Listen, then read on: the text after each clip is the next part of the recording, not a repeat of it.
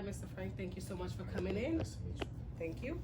And before we start our brief interview, I would like for you to tell me a little bit about yourself and what do you do? What's your work? What's your line of work? Well, my name is Frank Davis. I am an assistant superintendent. My job is as the role of a general contractor and a manager of the construction process.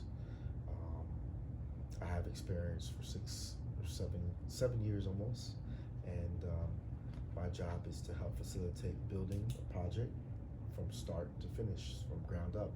So everything from underground utilities to foundations to slab on grade to walls to ceilings, roofs, and finishing the framing on the interior and get all the final finishes. Nice floors, nice walls, nice finishes. That's my purpose. Wow. And that's my job. Thank you, Mr. Frank.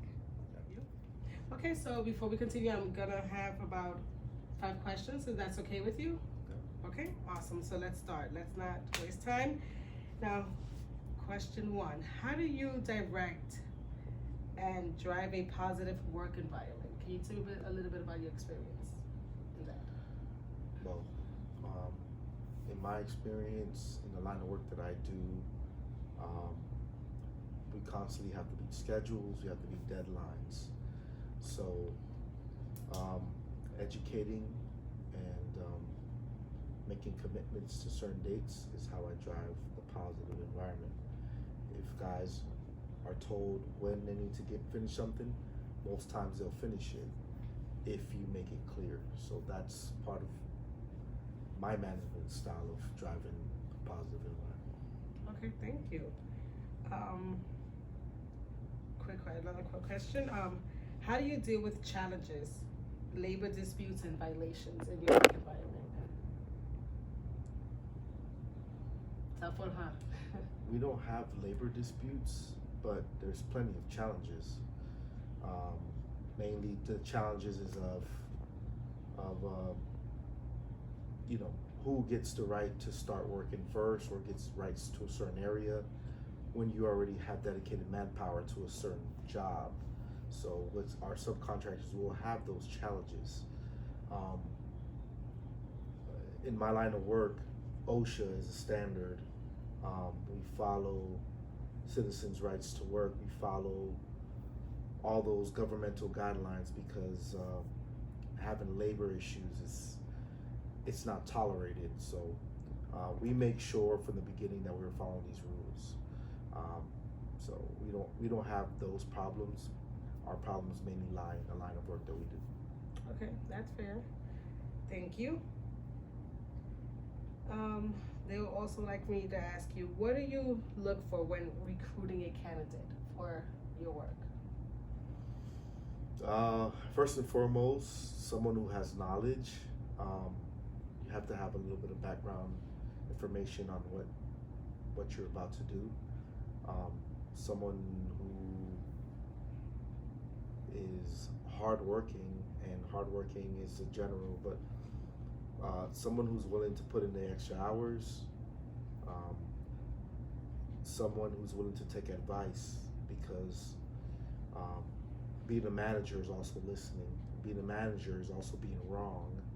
So someone who's willing to take advice and just basically progress, learn. That's it. So you okay. What impact do public speaking, presentation skills, you have on your work and your progress in your profession? That's a daily. Daily, okay. Because it's a daily because every Monday we have a subcontractor meeting at 1 p.m. sharp. And in that subcontractor meeting, for example, my job is to talk about quality and inspections, which is one of my tasks. So I'm speaking to about 9 or 8 subcontractors about inspections, how to do them, how are we effective, how we get them done, what issues there might be, and also with quality. How do we protect finished work? how do we protect ongoing work, what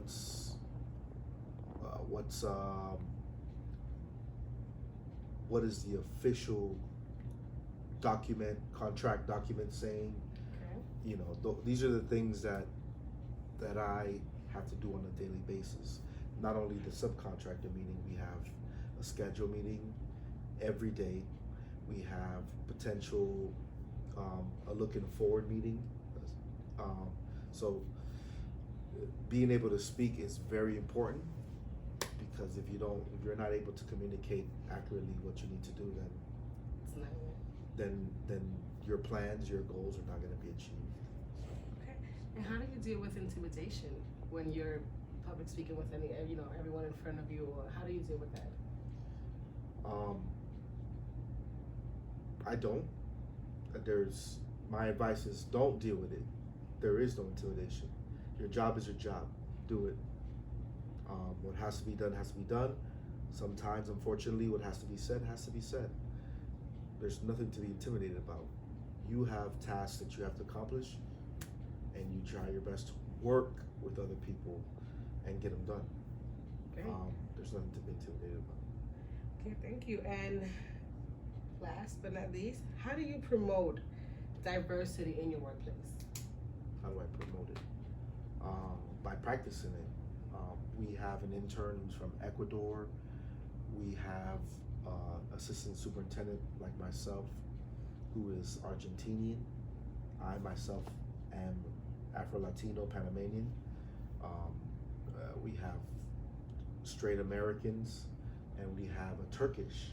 So the best way to practice is to try to put yourself in an environment where you can be diverse and be around people who are just different, or sign up to an establishment who practices those. So we practice it for our company a lot. We look for different types of diversity. So it just makes it easier. Okay. Well, thank you, Mr. Frank, and I think this is all for today. Thank you. All right. Good day. Thanks.